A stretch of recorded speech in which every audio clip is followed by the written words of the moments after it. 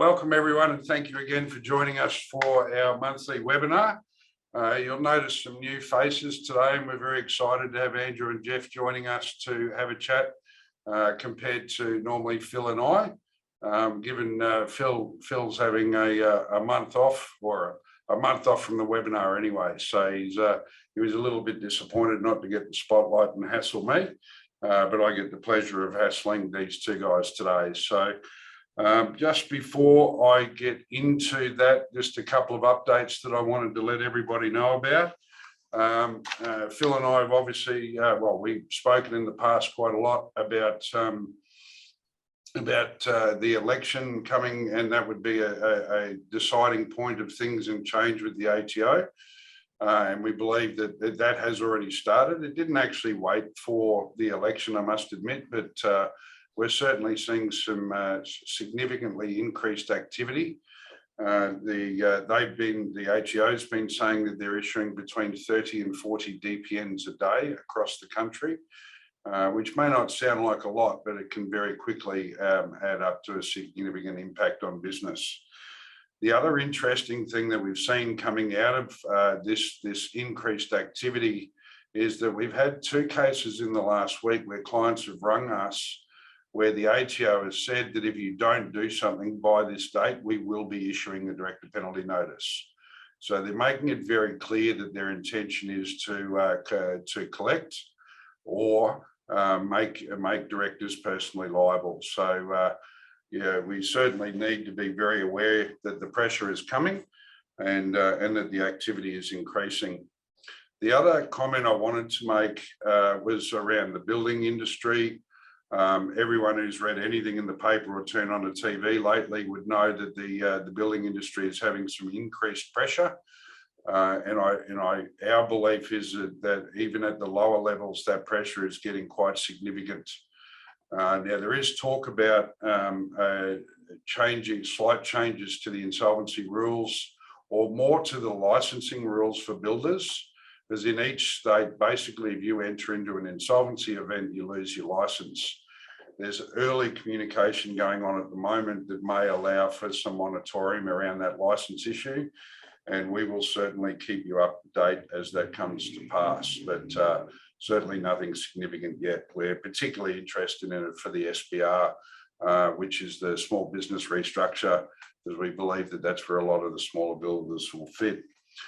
The usual thing for those listening in, if you have any questions while Andrew and Jeff and I are talking, please put it in the chat box. We will have some time for questions at the end, and if we can, we'll integrate the questions as we go, or I'll hold them over for the end of the session. So once again, Andrew, Jeff, thank you for joining us. I'm a little bit excited about doing this time, because I think it'll be really cool to get a different perspective on how we deal. Again, Phil and I have spent the last 6 months talking about controlled exits, exiting out of businesses and restructuring. And a significant part of being able to do that is being involved with you guys and others like yourselves in the industry. So Jeff, let me just start with you. I'll introduce you. Jeff Suter, very good friend of the firm, and a good personal friend as well. We've been mates for quite a while now. Most of the time we don't have to do this formal stuff, mate. We're much better over a beer, but we'll try and do it on water and coffee today. Jeff runs a business called Dark Horse Financial, and it specialises in dealing with finance, particularly in the more in some of the distressed and more difficult spaces. But Jeff, I'll hand over to you just to do a little bit of a brief on who you are, what you do, what your focus is, so that their team knows, everyone knows who they're listening to. Thanks, Ash. Look, essentially we do all business lending, but we're probably better defined by our customers in the way that they present to us when they first get referred to us or interact with us. So we might be doing equipment finance, we might be doing unsecured lending or secured lending, a range of different solutions, but typically our customers present with a certain level of stress. They're carrying tax debt, they might be having cash flow issues and late payments. It's particularly relevant in the construction industry at the moment. and they typically needing a fast solution to avoid a problem. So oftentimes when they're referred to us for the first occasion, we're looking to basically help them survive a serious issue that they've got. It's got a time frame, and it could even be, I think you asked me once, sort of how fast, and it could be same day funding's required if someone needs wages urgently in a situation where they haven't been paid by their customers when they were expected to. So that sort of emergency funding comes into it, as well as equipment finance when the major banks have said no for whatever reason, and they're looking for an additional solution, or there's bad credit issues that have been sitting there in the past. Further on, obviously, when we're dealing with Jonge Reed, we're often looking at restructures and providing working capital and helping a customer survive through that process and navigate it successfully so they can get out the other side, and we can start to bring them back through to mainstream lenders and more affordable funding. Awesome. And I look forward to picking your brain over the next 40 odd minutes. So, thanks. And now to Andrew to do an introduction. Then again, a very good friend of the firm. I think Andrew and I would be going back 15 or 16 odd years, mate. Both when we had less grey hair and we looked like younger roosters.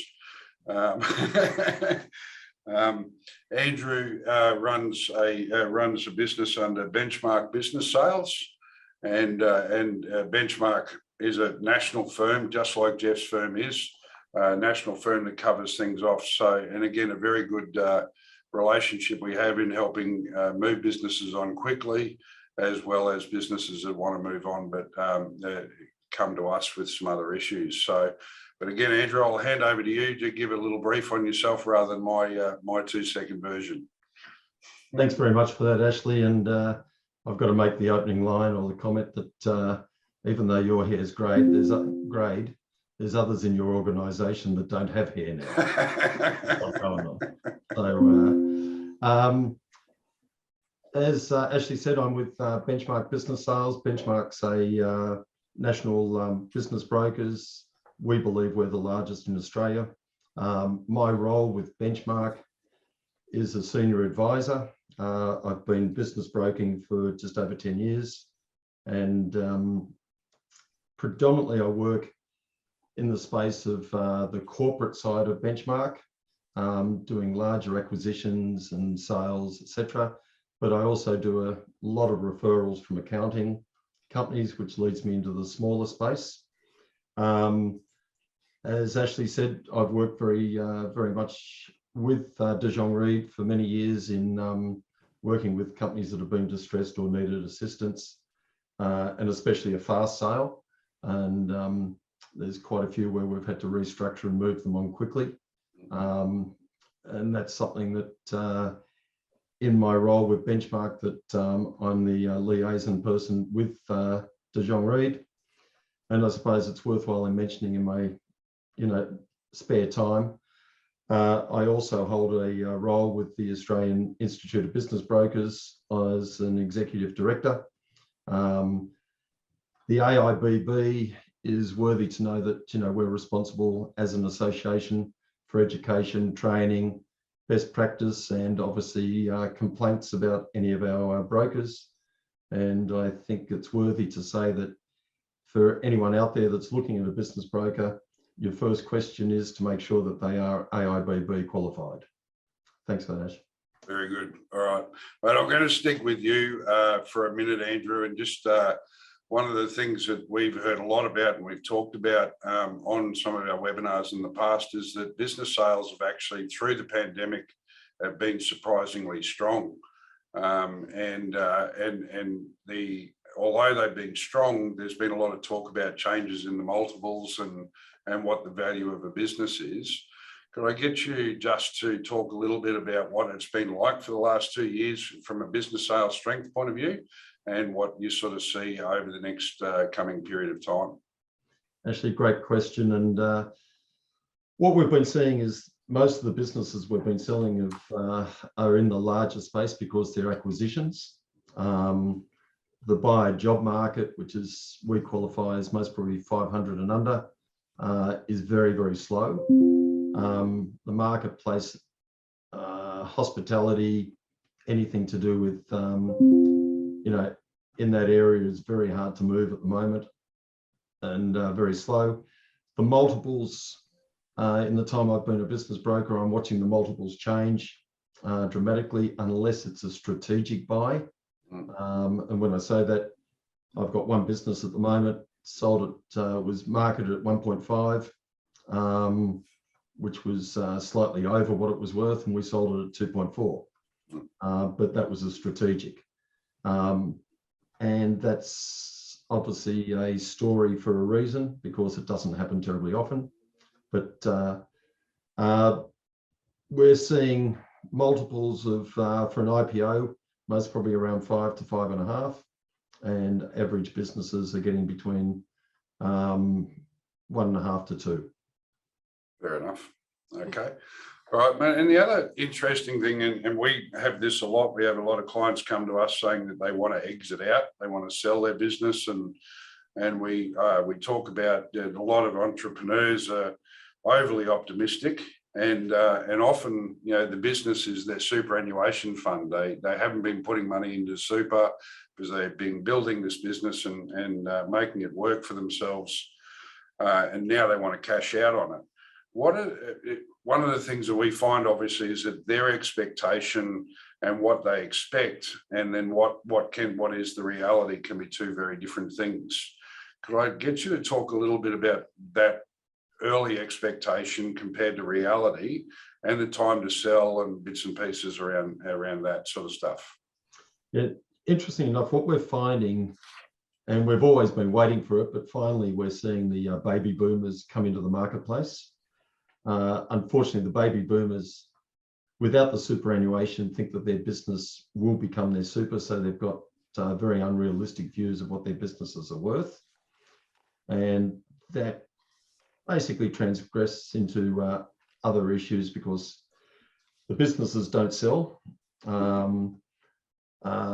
When you start to tackle them on how important the preparation is, which at Benchmark, that's probably something we pride ourselves on, in making sure that the figures are correct, and we actually employ a CPA that's quite well known in Brisbane to give us a guide on the valuations of the businesses.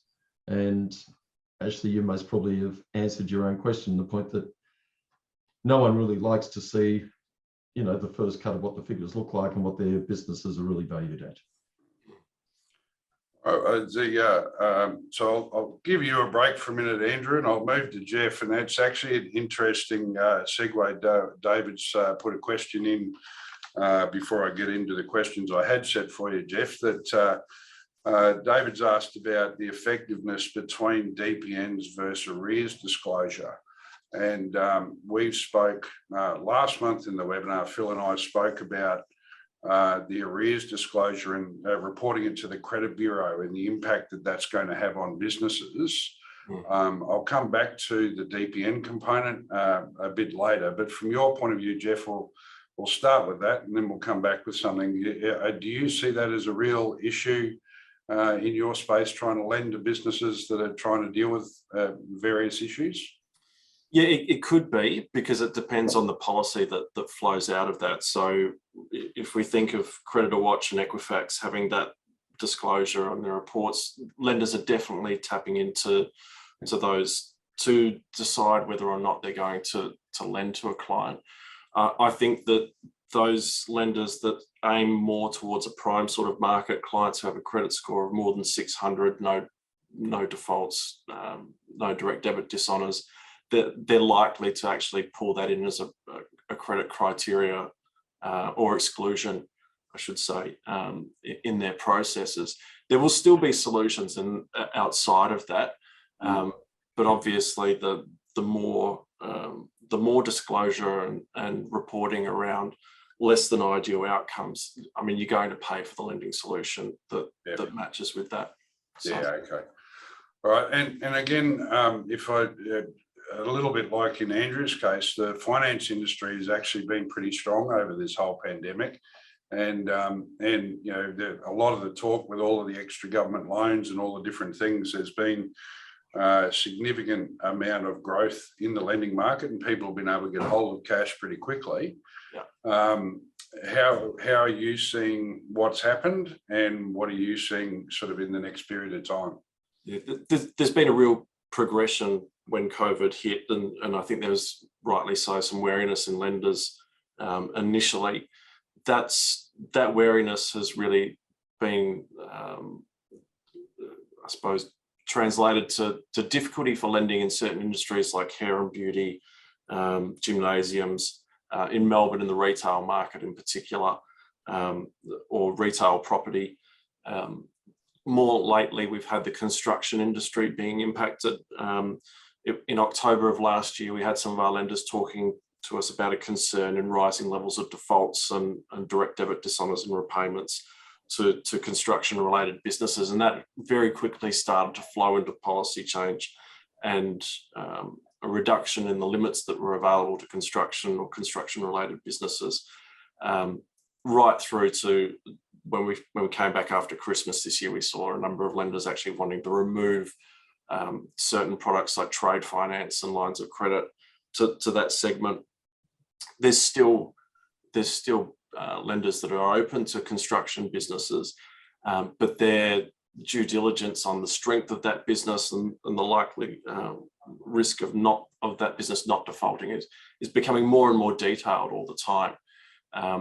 And for that reason, private lending to that market is going to become a more important solution, as they need funding that sits outside of issues related to defaults and judgments and credit scores and Equifax reports and things like that. That's increasingly going to become a solution that is going to support them, and perhaps other industries as well, with the DPN activity that's now occurring.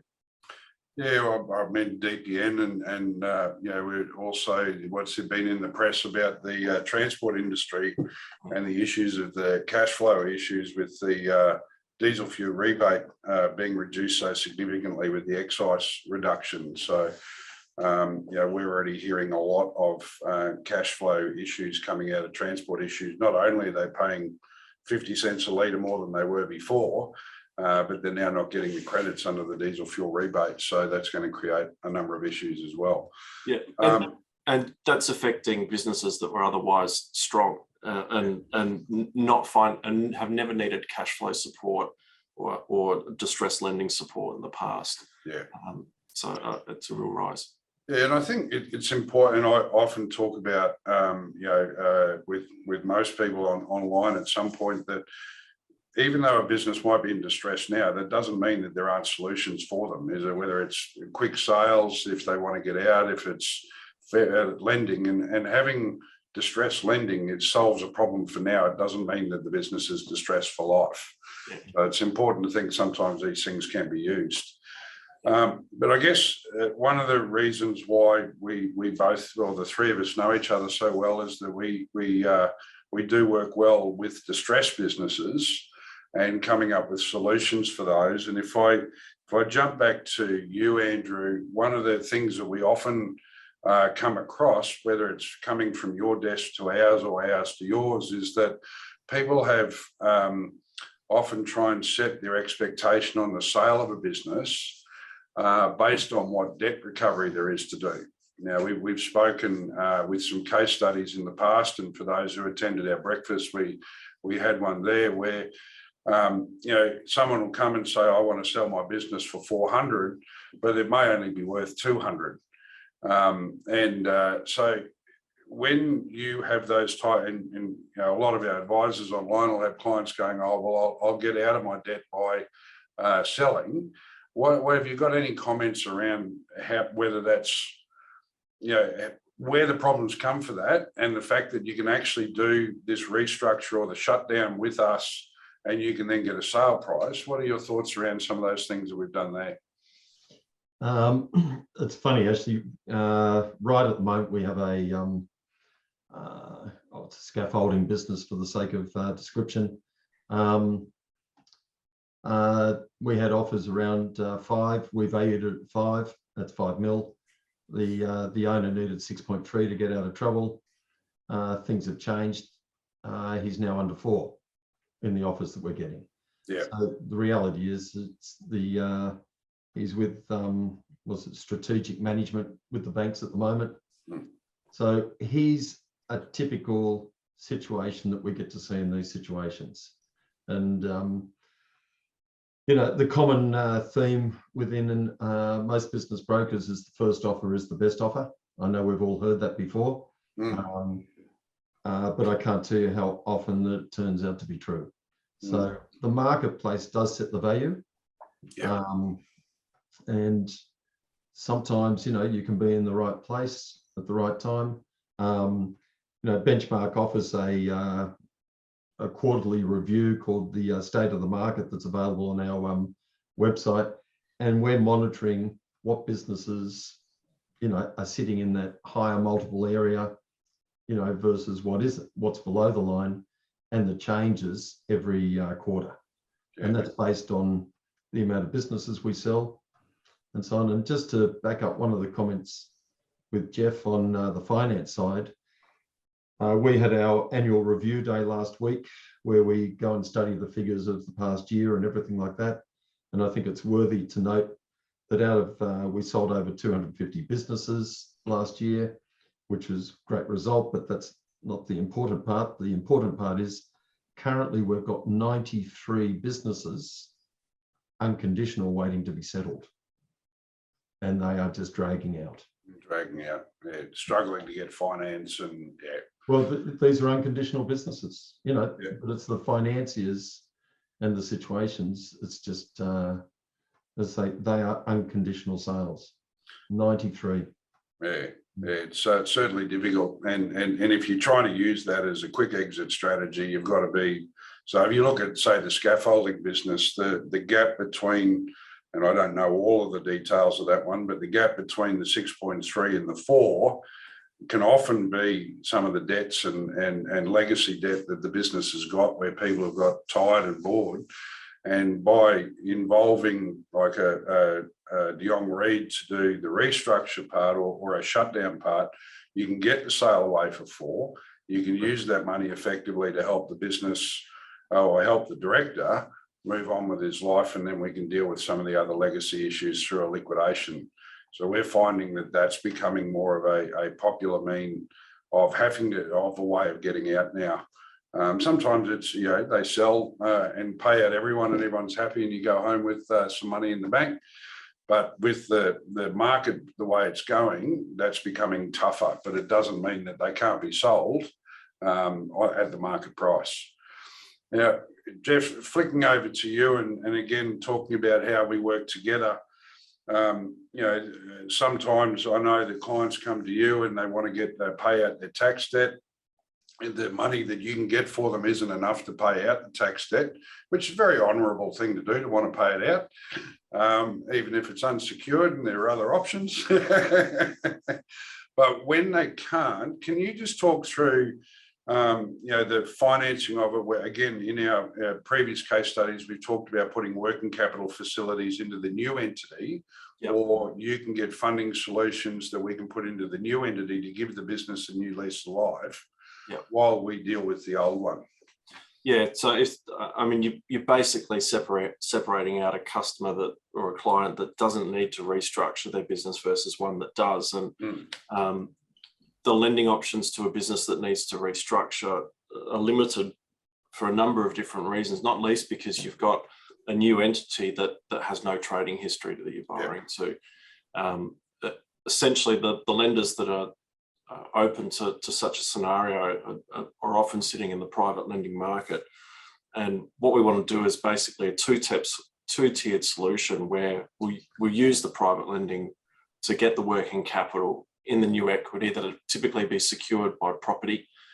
So we're looking at a first or a second mortgage. And then once there's some trading history, we can look to refinance that back to a more mainstream lender, pay out the private debt, have a more reasonable rate and fee cost structure, and moving forward, then the business can continue on. There's a couple of different ways that we can move out of that. It can be, again, secured by property, or we might be able to raise capital against equipment if it's unencumbered and it's sitting in the new entity as well. We can do a sale and lease back. There's lenders that will be supportive of that as well. Yeah, okay. Yeah, it's interesting. You and I are actually looking at a live case that sort of came up yesterday. And one of the other things that can be done is, in this case, we know that husband and wife, the husband's potentially got a lot of personal DPN tax debt issue, and they've got a house with some value. Yep. But they've also, in the business, they've also got some secured debt issues that they need to deal with. So we've been able to look at coming up with a solution, one that will protect the house and pay out some of this secured stuff. So there's some quite significantly tricky things that can be done if you've got the right lenders and the right products to put with it. But more importantly, the thing that I love in terms of how we work together is it's not just the first lend that's important, it's the plan to the second lend. Yeah. I think we were talking about that the other day, about how you use this as a stepping stone to get back. Yeah, correct. I think there's certainly circumstances where sometimes it's possible to provide a lending solution, but you shouldn't. And that's where the two-tiered solution or a multi-step solution that looks longer term is important, because it's really common to get a private lending solution, but it's the exit strategy out of that needs to go hand in hand with it.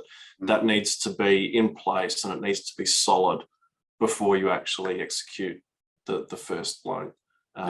Because otherwise you're just borrowing for no real long-term benefit. And we need to be able to get out of that exit situation, the private loan, and move back to a more desirable situation once the issues have been dealt with. Yes, yeah, that's good. Andrew, back to you. The questions come up on the chat board that someone's a bit interested in. What are some of the hold-up issues that are occurring in those unconditional sales? I know we mentioned finance. Is it primarily finance that's causing the grief, or are there other things at play there as well? Finance has got a heck of a lot to do with it. But the other part is, and hopefully without saying the wrong thing, the lawyers also have a fair bit to do with it as well. Well, I think everyone's obviously very careful about not doing something the wrong way or signing off on things the wrong way. So it's certainly an interesting challenge in today's markets. I think things are a lot more risk adverse compared to what they used to be. Yes, yeah. And look, it's obviously DPNs are a really hot topic in the marketplace, and it would have impacts on businesses that are waiting to be sold and people wanting money for the finance to try and deal with it. One of the things I wanted to ask you both is when you have clients come to you with their, take a business sale, for instance. If you've got something sitting there and then the client gets a DPN, moving the business across doesn't actually decrease the value of it, does it, Andrew? We can, didn't even turn my own phone off. How silly is that? Doing a restructure of business so that you can then sell it without the legacy is still something that's very viable, isn't it? Absolutely. Just because it's in a brand new shell doesn't lose its value. And I mentioned to you earlier, it was a panel beating business that we were introduced to by Jonge. We most probably had, I guess, less than 2 weeks before the banks were going to step in. We sold it. It got all cleaned up. At that stage, the new owner happens to be in the construction industry, so he's more concerned about his own construction business at the moment. So he's advised that he wants to sell it, but just by changing everything out, removing the debt, tidying it up, that business has got another 100 grand on it. Yeah. So sometimes using a restructure can actually be a good way to add value over time, if the director's got the heart to stay in there for another year or two to do that, which is often the issue. And no doubt, Jeff, you're probably going to start seeing a lot more people calling, going, "I've got a DPN on my lap now." And you talked at the start about that you can do same-day funding or sort of 7-day funding where the options are there. Have you seen a massive uptick in that yet, or is it still just starting to trickle through? And people, What's the feeling like out there for lending against that? Look, the providers of those kind of solutions, particularly the same day funding, are very strong lenders, but they charge accordingly. I mean, it's very expensive lending, and if it's lending, if that's a solution we can avoid to get the best outcome for the client, we would prefer a different solution, but sometimes that's necessary. Yep. I think the construction industry, I mean, normally they're pretty quiet with their inquiry to us early in January.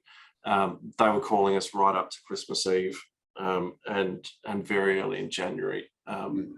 With the issues of late payments and contractors going out of business, I think there's been some big issues, and the tax debt traditionally has been a motivating factor for business owners to come to us. Yeah. I think the issue with some of the solutions that are there is that not all lenders are created equal. We've got some fantastic private lending partners who have really established a good track record of settling funds, being reasonable and essentially operating in integrity with default rates and things like that, and not activating them at a whim or seeking to structure their loans in such a way that it's quite likely to get default rates. Conversely, we've also refinanced a number of the business owners out of private lending groups that are not ideal and not solutions that we would recommend. Yeah. There are some out there that won't even provide us with the terms and conditions that they sign clients up on. They won't give us a copy of the formal documents. So if you've got lenders operating like that, you question whether or not if they're acting in the best interest of a client. I think there are a number that will take applications and due diligence fees without having really any intent to settle a loan, or they could be at 4 or 5% a month as far as an interest rate cost. So whilst you can get some really low offers, they're not always necessarily the pathway forward. And working with the lenders that have a track record of actually meeting the needs of what the client's issue is the most important thing. And you can do a lot of fees pretty quickly by going to the wrong lenders. Yeah, absolutely. I've seen that a lot. Yeah. We've talked a lot about the construction industry, but one of the things that we're seeing a lot of in the broader market is that because of the staffing issues, we're seeing a lot of businesses that are dropping, 10, 15, 20% of their top line revenue just because they don't have enough people to actually do the work. I'll flick back to you to start with, I guess, Andrew, is that being factored in now? So when someone's looking to buy a business, is that becoming a much bigger issue now in a vendor or a seller or a purchaser wanting to come in? They're going, oh, well, you're in, there's in the papers the other day, there was a medical practice, regional medical practice with 100 odd sites or 30 odd sites,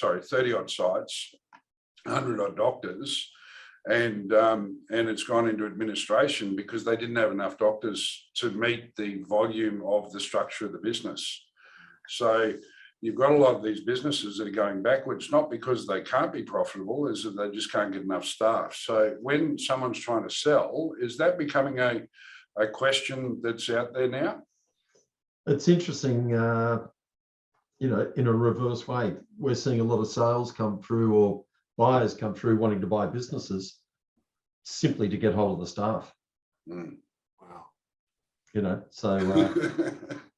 Like one of Australia's largest labour hire companies contacted me the other day about a labour hire company I've got regional Queensland, and it was simply because they wanted, it was all about specifically what those staff or the labour hire people had been trained in. Right. So we're seeing it the other way. Okay. And so that's potentially creating demand if you've got good locked-in staff. That's right. Yeah. So, and are the lenders looking at that sort of thing at this stage, Jeff, or it hasn't really hit their radar, or where you've had that drop in revenue over 2 or 3 months, and we don't know when that's going to pop up if it's labour force related? Is that coming into play in the ability to borrow? Yeah, for sure. So so many of the lenders are assessing via electronic bank statements, and you link your bank data through the systems, and it gives the lenders an opportunity to assess really right up to today, for over the last 12 months, what's happening with your revenue, your profit margins, and that sort of thing. We're also seeing it happen in or affect policy changes. So if you think of trade finance, which is traditionally to pay for material supplies and inputs into your business and sort of pay it back over a 90 to 180 day period, we've seen the evolution of trade products that now allow for labour hire to be paid. So there's no physical good that they're financing, but you can pay anything on invoice will now be payable through some providers in trade finance, and labour hire is coming into that. And we're having businesses come to us asking if they can actually fund labour specifically because of the increased cost. Wow. Yeah. All right. Well, I think we've just about used up our time, and I think that we could probably sit here for another hour or two and shoot the breeze on all sorts of different things. I guess if there are any questions, please start putting them in the chat box, or you can raise your electronic hand and Elise will let me know, because as I've said before, it's a bit beyond my technology. But to wrap things up while I wait to see if there are any questions come through, guys, firstly, thank you for taking the time to chat with us. It's certainly been very enlightening for me, but I think more importantly, what we wanted to try and cover off on from Jonge's point of view was that, you know, clients are going to be facing all sorts of different type of scenarios over the next sort of 3 to 6 months, and probably longer, but let's just talk about the short and medium at the moment. And it's important to understand that there are options in any type of scenario. There's always a way of melding and putting things together to give some help. There's going to be pressure mounting from all sorts of ways. And, you know, if you talk to any of our strategists that you deal with regularly, or myself, and you've got any type of scenario, you know, if we're not the right people, we're happy to put the right people in the right spots. So if that needs Andrew, or it needs Jeff, or it needs whoever it is, and we have a whole bank of it, please just talk to us and we'll help come up with solutions and things that are outside the box. There are often different things to do. All of Andrew's, the poll's coming up already, so you've got the poll hitting your face at the moment, but Andrew and Jeff's details are in the chat box there that you can take down, or just give me a call and I can pass you on any of those details that you need. So it doesn't look, I will go back to David had a question at the start about the effectiveness of DPNs and arrear disclosure. We talked about the credit impact of that.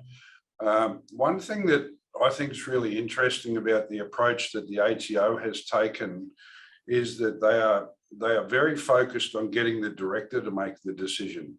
Whether it's the DPN or whether it's the credit bureau, both of those will cause issue to the director personally. So DPN obviously becomes a personal debt. If it's a credit bureau, they may lose their ability to get supply. They might lose their ability to be able to get funding because all of their suppliers and creditors and financiers will see the default and go, that's the ATO, we're scared, we're stopping funding. Both of those will require the director to make a decision very quickly about how they move forward. And that will mean that it's not the ATO that's hitting that's the ATO not hitting the court lists because they're getting the director to wind up the company. So I think that's, for me, it's a really interesting approach that they've taken, and probably a very subtle approach to try and keep themselves out of the front page of the news for a bit longer. But both of them, I believe, are going to have some significant impact, not just as David mentioned, on SMEs and micros, but on some fairly significant sized businesses that aren't looking after their debt properly. So I hope that helps, David. If not, give me a call and I'm happy to talk about it any further. Might just add in there, Ash, as well, yep, where you've got the major lenders, major banks that are lending with annual reviews as part of their ongoing lending with the client, I mean, that could certainly trigger further due diligence around what the debt levels are. And if the bank decides that the client doesn't fit their portfolio anymore for whatever reason, it could be a reason that they essentially give them a certain amount of time. By X date, you need to find another home. So the flow on of that being that the lending that doesn't have annual review as part of its process could become more appetizing to a lot of businesses. Yeah, fair enough. Yeah. And so final thoughts, gentlemen, because it looks like we've been so successful in how we've explained everything, no one's got a question. Any final thoughts, Andrew, that you'd like to pass on to everyone? Actually, the major part is that for the accountants and the advisors out there, if you're working with your clients on that side, please warn them that a business sale isn't a fast thing. At the moment, we're quoting at least 12 months. Even if we find the buyer, which happens quite regularly within 6 weeks, by the time you due diligence is done, everything like that, it gets dragged out. It's not a fast process any longer. And also, virtually in every case now, we see the buyer requiring the vendor to stay in the business for 3 to 6 months minimum. Okay, yeah, great info. Jeff, final thoughts? Look, I think the main thing I'd encourage people to do is to reach out, even if they think a situation is beyond hope or help. Many of our clients have been declined by their existing lender, or they've been working with a broker who hasn't been able to help them and told them that there's nothing that can be done. Distressed lending or lending in challenging circumstances with challenges of cash flow or whatever else may be coming up is a specialized space, and really just, yeah, very much reach out and ask the question, and happy to talk through the scenarios. Yep. Thank you. And Catherine, yes, 12 months is the number that Andrew said. It can be quite a significant process. So, all right. Well, I think we've covered everything off today. So thank you again, gentlemen. It's I appreciate you taking time out of your day to chat with me today and giving your insights to everyone. So everybody, we'll call it quits for today. Thank you again, and we'll be back next month. The big Phil will be back. So for those who have missed his style, you'll have him back very soon. So everybody have a great day, and thank you very much. Thanks, Ash.